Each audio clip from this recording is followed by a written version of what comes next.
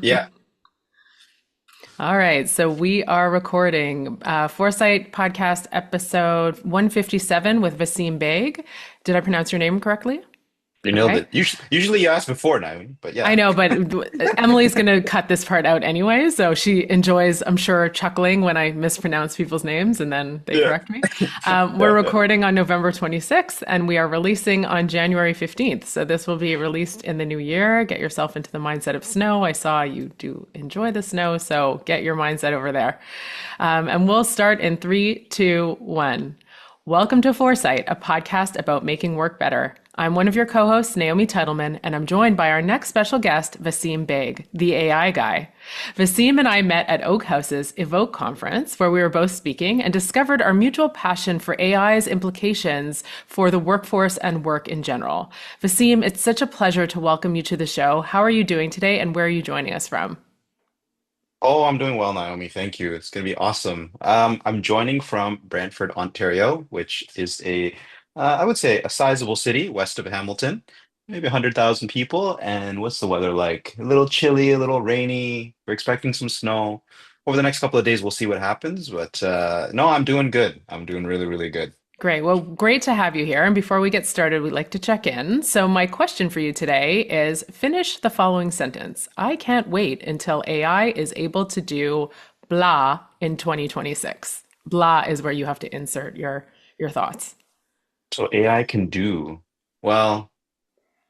Hmm. You can change the structure of the sentence if you want to. No, I'm that's not that okay. strict. I know, but I'm just thinking about it. Like, what can AI do that AI can't do? No, no, that's not true. There's a lot of things AI can't do. But no, I guess where my sentiment goes with that one, Naomi, is that I really can't wait, especially for 2026. And what I really look forward to is like the majority of, let's say, we call it the benevolent people in the world treat AI like a real teammate and not simply like a replacement for Google, like a tool, right? Hmm. Yeah, I think what I look forward to is where, people don't have to prompt AI, let's say from scratch, because they've created their own little co-pilots or their own agents where, kind of already knows your workflows and your tone, your business, and can take a lot of the heavy lifting of, let's say, 80% of the work that maybe you don't want to do or that you're procrastinating on, before you even ask, right? And I know that there's a number of steps to get there, right? Depending on where you are on your AI journey. We're already seeing some neat things with AI agents and people creating their own little weather trackers or running route planners or grocery lists with AI agents. And I think when that really starts to take off in terms of people's personal lives, I think you're going to see that productivity curve naturally, for everyday humans in their professional life, and that's going to explode. So, yeah, I think my gut sense there is whether you're a teenager in a developing country or a veteran in their last years of life, I see so much beauty in the application, when AI is used responsibly. Mm. Great. Well, I think we're almost there. So I think maybe we need to regroup at the end of 2026 and see if your sentiment came to fruition in a meaningful scaled way. Well, let's dive in and get started with you, Vaseem. Can you share a little bit about your journey to where you are today as the AI guy? Yeah, it's actually a funny story. So, that's how I used to get introduced at parties, Naomi. Like, I'd be getting around over the last 2.5 years, after ChatGPT became public in November of 2022, which is like right in the heart of like when COVID was doing its thing. But yeah, I was very much an early tinker, early player. And so when I would be advocating for this, oh my gosh, like this is so cool. Have you seen this new technology? And at the time, Google had Bard, and then it was Gemini, and Anthropic had Claude, and there was just different models, proprietary models out there. And I became known in just social parties and networking events is like, oh, you got to go talk to this guy. He's the AI guy, right? And so we chuckled about that because now we've got kind of a brand around that. But yeah, I started my career in accounting and finance, and I've worked for a variety of different industries. So I'm industry agnostic. So I spent some time in IT and supply chain.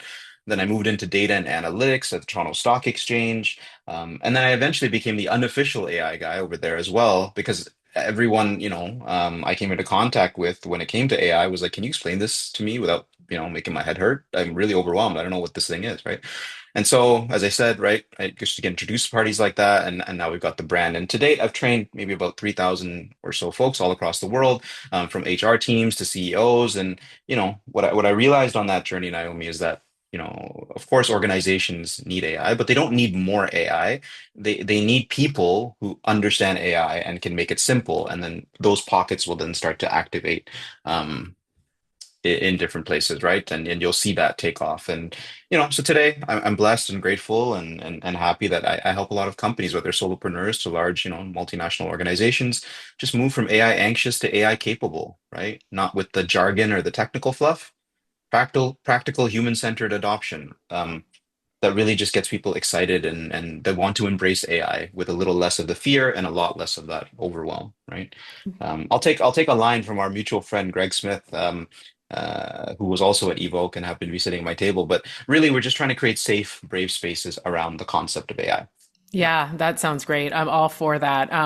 And I will digress for 1 second, but I love the fact that the AI is in your name. I love a good pun so much, and I love that AI is in the middle of your last name, which Oh, which I think you've started articulating. Like I think you've started making capital AI in in the middle of your name, babe, which yeah, is yeah. very cute. I love that.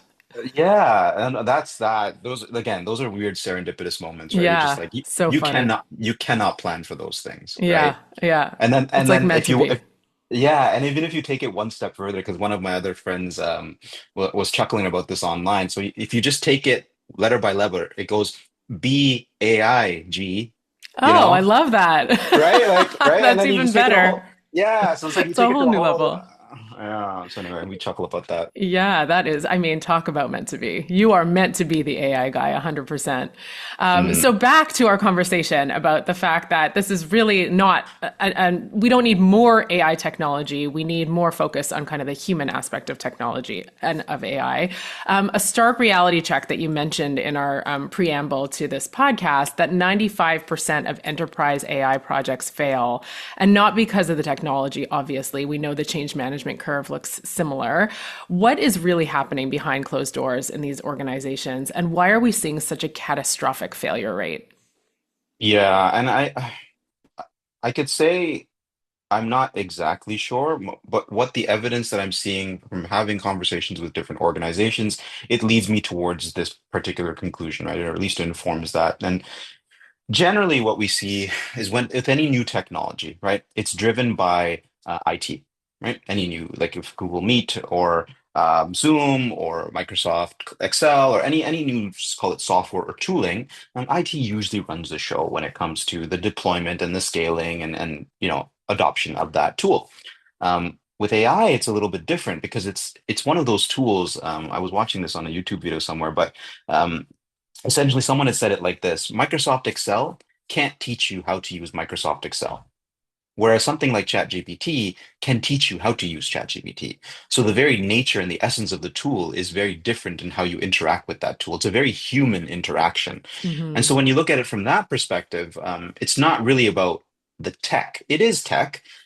The way we navigate or function with this tech is all about the human, the culture, and the readiness. Yeah. And who handles that, Naomi? HR. So you've got this ideology that, like, upskilling and training and caring about the people is an HR-led function. You got this amazing new tool, right? That's the software of some sorts that's run by IT. And now you've got like a mismatch in terms of how do you actually scale? Because IT is not going to scale adoption for AI. It's Right. they're thinking about cybersecurity, they're thinking about licensing, they're thinking about cost, they're thinking about risk. Yeah. HR is all about like, hey, let's enable our people. So I think for me, what I'm seeing is AI doesn't fail because AI is bad. Well, there's going to be some cases where AI misfires, and we can get into that, but it's because organizations are skipping the human part because again, it's driven primarily right now by IT. So um, some of the culprits around this, call it Shakespearean AI drama, as I call it, is like number one, we're always starting with like what we like AI is you can't AI is not going to solve everyone's problems, but like what are you trying to solve for, right? Right. And Yeah. and you invest in this tech, you don't even know why or what's the use case, and then you can find those use cases. You might even ask ChatGPT or Gemini, like, hey, I sit in this job or this role, and these are the 5 to 10 things that I got to do manually throughout the day, and I'd like to automate them. Hey, ChatGPT, can you give me a list of like 5 or 10 use cases? That might even just be a brainstorming exercise that you could develop. But Yeah. That's a people great are not idea. coached on around how to actually prompt and so forth. So that's the first one, right? use cases, people are like, oh, I can't find the use case. Well, you might be able to deploy AI to find your use case. I'm Right, just yeah. throwing it out there, right?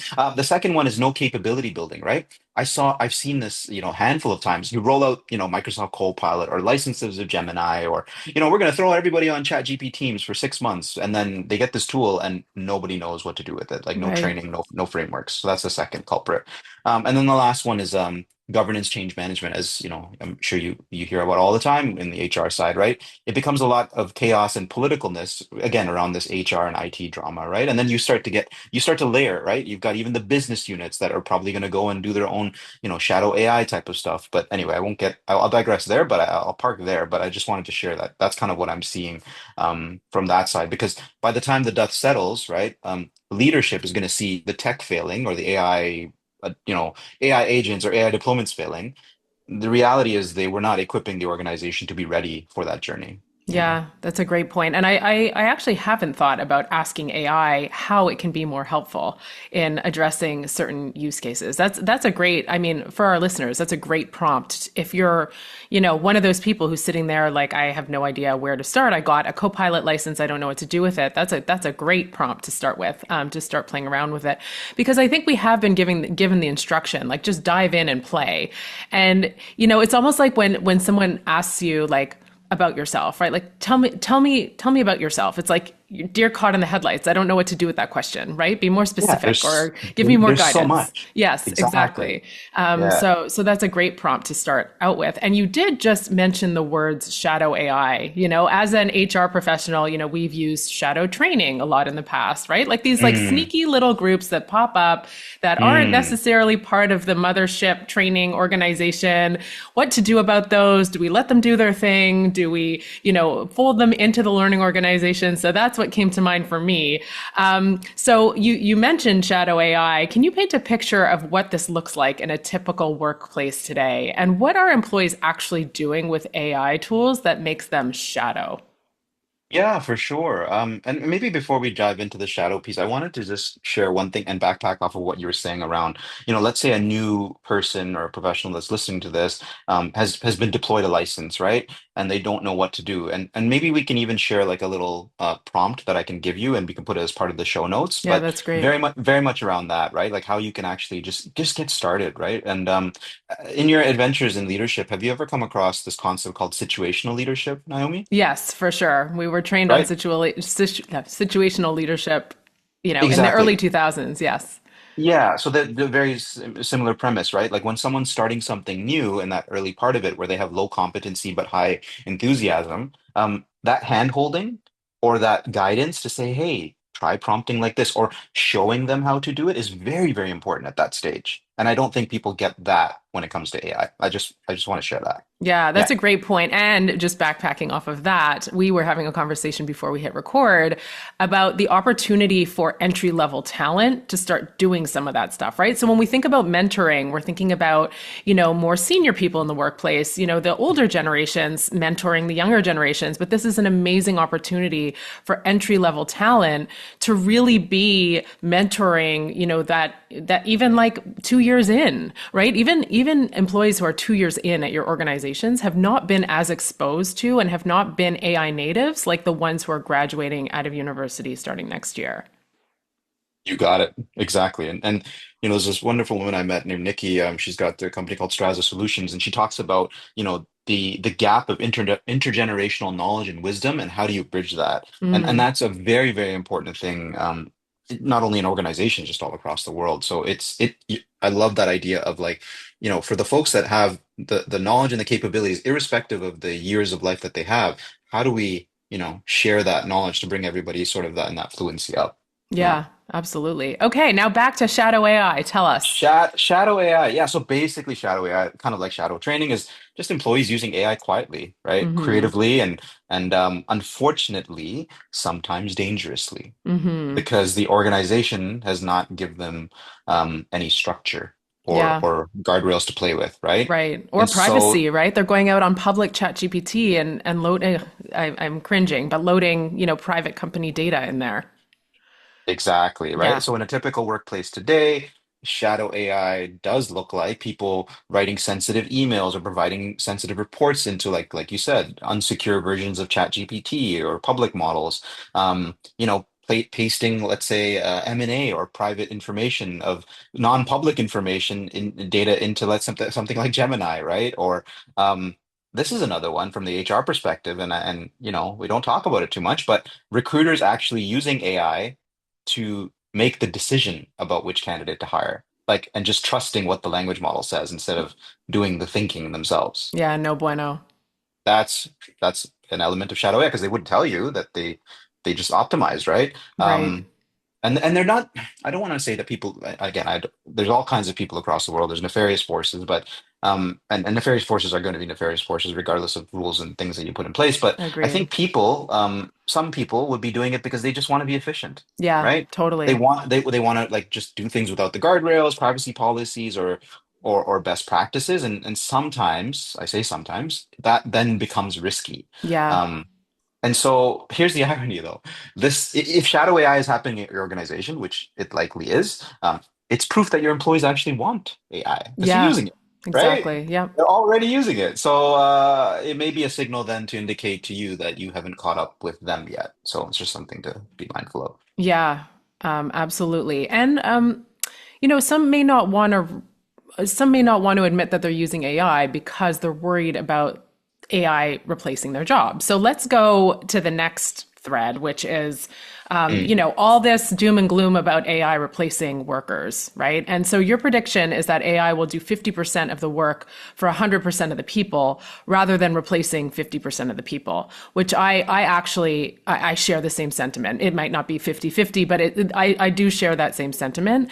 How do you Mm. convince a skeptical workforce and nervous leadership team that augmentation and not replacement is the real future? Mm.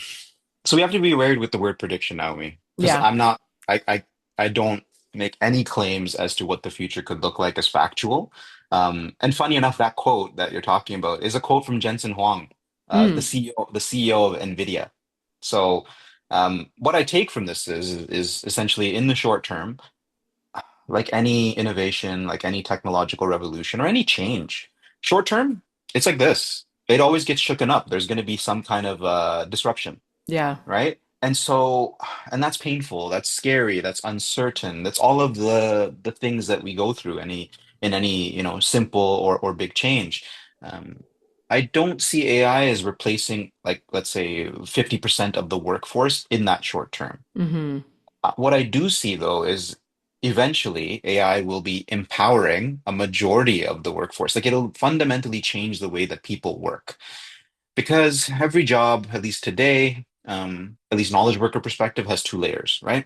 The first layer is the repetitive manual tasks. It's like I'm going to go here, I'm going to click here, I'm going to do that. Like it's very like that kind of process oriented.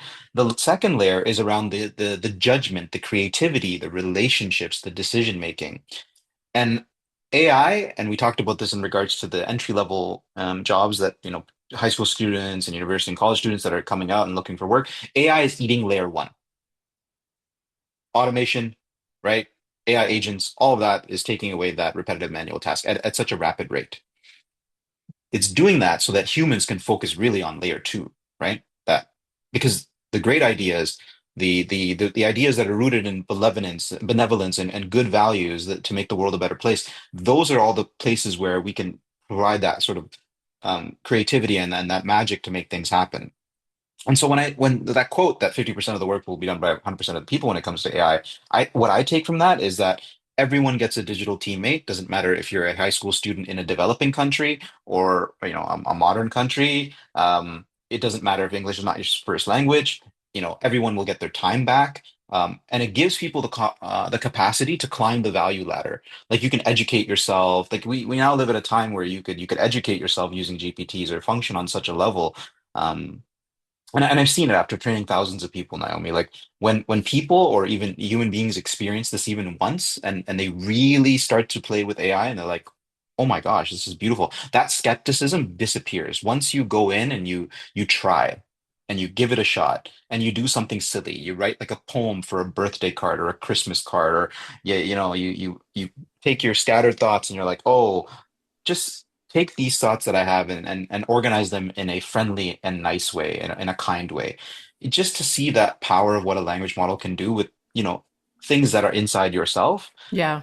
I think it speaks volumes as to what's possible because you're a beautiful human being with your own individual like thinking and ability. Whatever you bring to the conversation to AI is going to be very different than what I would bring because we're thinking about different things, but it can augment our thinking. So it's like, Yeah. why not, right? So anyway, yeah, that's kind of Yeah. where I'm at with that. Yeah, I think we're at a point where, there are those who are using it for everything and using it as a bit of a set it and forget it. And that's not okay either, right? So you mentioned like a Yeah. birthday card or a poem. I've been in a situation where, everyone's making speeches and two speeches sound very, very similar to each other. And, we're still at a point where like, well, that was written by ChatGPT, and like, is that a bad thing, or like, how do I feel about that, right? Some Mm, may feel, oh, not enough thought was put into it, not enough, human critical thinking, or heartfelt, emotions were put into it. So I think it's a situation where I think people are still not getting like where it's appropriate to use how much AI mm, support, right? And like how important it is to still bring the human element to things. And it's really a collaboration and a partnership as opposed to, I'm just going to put a bunch of random thoughts and then, post it to LinkedIn or use that as my blog, right? And so if it has to be something that's heartfelt or personalized, like really making sure that you're being very discerning about what's going on out there, what's being put out there. 100%. Like we talk about this concept, and you'll hear it in the ethos about this human in the loop, right? Yeah. And that human part of you, or that humanities aspect of yourself, is very, very crucial to how you show up with language, or how you show up to that conversation with language models, right? And you know, but we can't control each other's intent. And that's the thing, right? So Yeah. that's why I always advocate. It's like work on yourself as a human being. Work on that first, Yeah. and then how you show up to AI. And it's very telling, actually. I wrote a when you mentioned blogs. I wrote like a blog essentially on this subject as well. It's very telling how you show up in your conversations to a language model that is of your own character. Mm. And it's neat.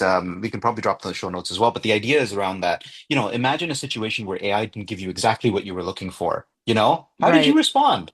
I've known people and I've seen people like get so irate and they will like punch their laptop. And I'm like, really? Because ChatGPT didn't format your text the way that you wanted to, or I was in a workshop there, and a person was telling me that over the summer she was trying to do like a curriculum for her children, like she wanted to do like summer homework and stuff like that. And she's like, ChatGPT sucks because it can't format the lines and give me the line spacing that I need for my math equations. It's so useless. I hate Oh, this. And I'm yeah. like, ah, like that says a lot about you, right, as a Yeah. human, right? Because Yeah. like now your expectation mismanagement, or like you, yeah, it just anyway, it just got me thinking about that, right? Yeah, Mm. yeah, for sure. Okay, so we're gonna go into HR because many of our listeners are HR. So we're gonna talk a little bit Yep. about HR's role in all of this. So you've positioned HR as the architect of AI-enabled organizations, which is a Mm. massive departure from traditional HR roles. We've been talking about this a lot in our community, on our podcast, etc. Would love your thoughts on what specific capabilities HR leaders need to develop right now to step into this new identity, and where are most falling short? I know it varies a lot from person to Yeah, person, from yeah, company to company. for sure. No, and I think I was just chatting with one of my buddies about this earlier, and I might even be getting a little bit of flack for this because I think what I'm proposing is a little bit is not, I don't want to say it's not normal, but it's not common. This idea between IT and HR bridging together, like sometimes you don't really hear about that, right? Yeah, although there are some companies who are actually creating roles that are one single leader leading both of those, which I think is amazing. I agree with you 100%, right? And it's interesting because I've always been advocating for this even early on in my AI enablement sort of sessions because I saw that opportunity and because funny enough, some of the folks that I have partnered with on the learning and development side are, AI advocates, and they're like, it's changed our world, and we want to go out there and spread the gospel, and we have the vehicle to do that. because we've got LMS systems, we've got all of the infrastructure to provide quality training. Because, some of these organizations like Google or their, their partners and things like that, or even OpenAI, they're going to obviously bring their own training and it's very generic. But HR and L&D has such a capacity, even if stretched at times, to be able to create sort of modular training that speaks the language of the organizations that they work with, right? So what I'm seeing is this is a big identity shift for HR in general, right? And HR can shift away from being maybe people operations, and I call it the architect of the AI-enabled organization because I think the capabilities that are super and super important to either develop or if you don't have it, or to harness and to continue if you already do, because I've seen it be very, very successful when HR takes the torch in their hand to lead AI enablement. All of a sudden, it just kind of like permeates through different parts of the organization all across the world. So, number one is AI literacy, or we call it AI fluency, right? This is not coding. It's just understanding how to prompt, what are the frameworks, what are the capabilities, what are the limitations, right? Yeah. Yeah. Understand your fluency around AI. Less about the technologies, not about, oh, open source versus proprietary, ChatGPT, like strip away the technology and the tooling, but how do you show up to your interactions with generative AI? That's the first one. The second one, and HR does this really well already, change management. Guide the culture, hold safe space for people to talk about their grievances about AI or, some of the challenges that they're having or even their fears. And you can do this in town hall settings, and, you can bring someone like me to have him come speak to the organizations and just facilitate. There are many ways to do this, but the idea is that create a safe culture around the subject of AI, even though there is disruption already. Like your people are feeling it, and people respond to fear and panic in different ways. So I think the change management piece is important. And I think HR, where they can also get involved, is around the governance piece. Yes, IT and the risk management, they're going to be the ones, obviously creating the policies and the ethics and, the cybersecurity guardrails. I do believe HR can be a part of that conversation as well, right? Because you will see the human side of it. And then the last one is around the capabilities, right? The actual development. So internal AI skills we talked about, and HR already does like workshops and LMS and different types of like I've seen organizations with their own custom modules in like Workday. So all of that, they're well positioned for capability development. Because I see HR, most the ones that HR companies that or sorry, organizations or departments that I've been involved in, they were very strong in empathy and culture. And I think that technical confidence or even just that fluency around AI to lead it is missing because they too are worried about what is the impact on my job, right?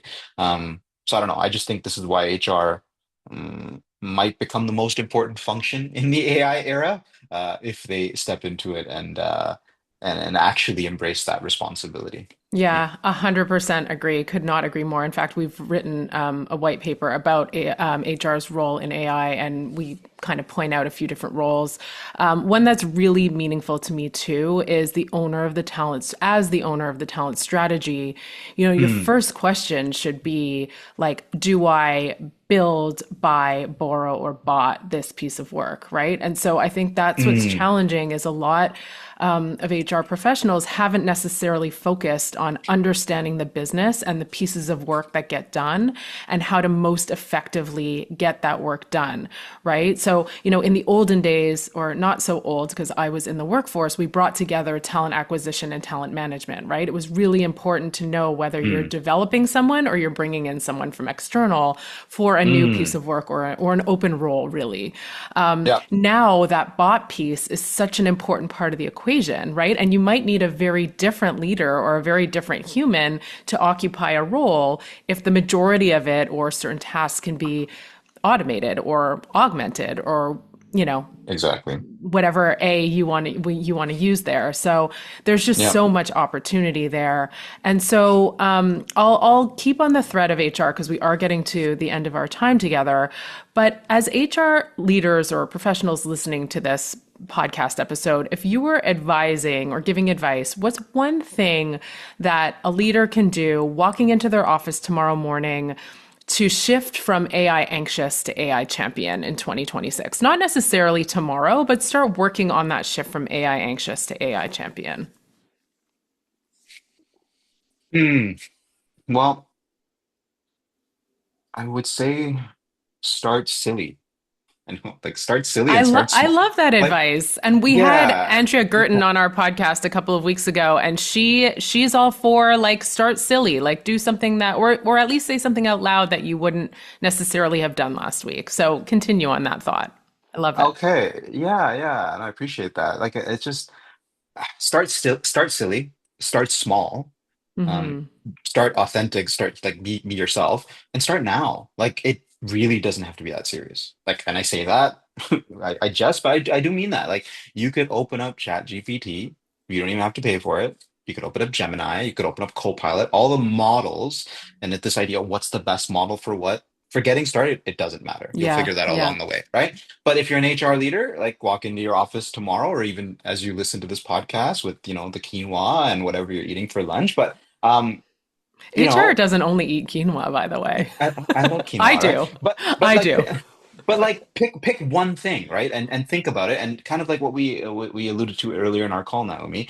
Um, just ask and say, hey, like be vulnerable, like you would be to like a best friend, and having a genuine conversation, and just throw your woes onto AI. And if it's too sensitive, then just strip the sensitivity out of it and be like, hey.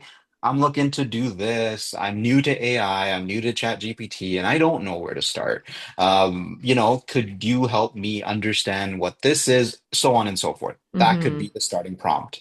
And I can assure your listeners that even if they started with that, they would be amazed at what the results that they would get. So, don't boil the ocean. Don't think about, oh my God, what's the best prompt? And, if don't start by asking AI to design you the perfect massive strategy deck that will, compare your two vendors to each other and provide some kind of executive like don't you'll get there, but don't Right. start there, Yeah. right? Yeah, choose like a real problem like in HR, like whether you're, having difficult thinking about onboarding or, creating a job posting or you've got performance reviews. I know it's end of year and you've got data on your employees and you want to do some performance reviews and, just run a 30-day experiment with whatever language model that you have, right? And I think that success that you get through just exploring and being silly will create some kind of belief inside yourself.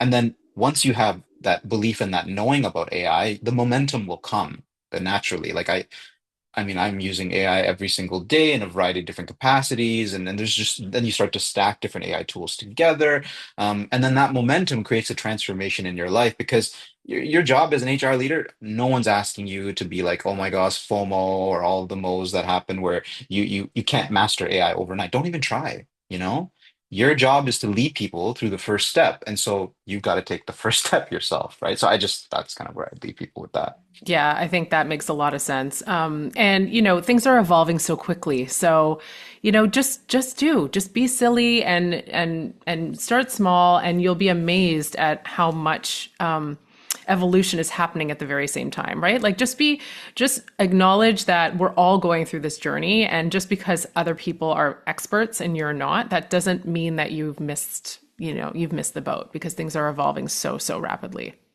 Exactly. Like if I leave your, listeners with a thought, my mentor used to say this all the time. And it's always stuck with me and, especially in good times or even not so good times, but, start where you are, do what you can with what you have. Hmm. That's great advice. That's great advice. A mic drop for the end of our episode. But before we close out with a feel good, how can our listeners get in touch with you and learn more about the great work you're doing, Vaseem?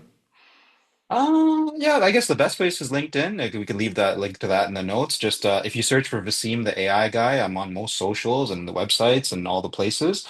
Yeah, you'll find all kinds of like frameworks, examples from organizations, the adventures and trade shows, and yeah, I think if your team wants workshops or strategy support, everything you can find is pretty much at vaseemtheAIguy.com. Great. And we like to end with a feel good on just a high note. It can be personal or professional. What are you feeling good about today? I'm feeling good about the snow that's coming, Naomi. Like, Yuck. and I am I know, not. right? I know, right? I'm gonna drop that, right? But I'll tell you why. I have a 3-year-old golden retriever, and we love walking in nature, right? And she's the kind of dog that she'll find generally in the warmer weather, the nicest smelling stuff that's on the ground, and she'll bathe herself in it, right? And Nice. so Lucky you. sometimes that can be problematic. So in the winter, though. all that stuff gets buried.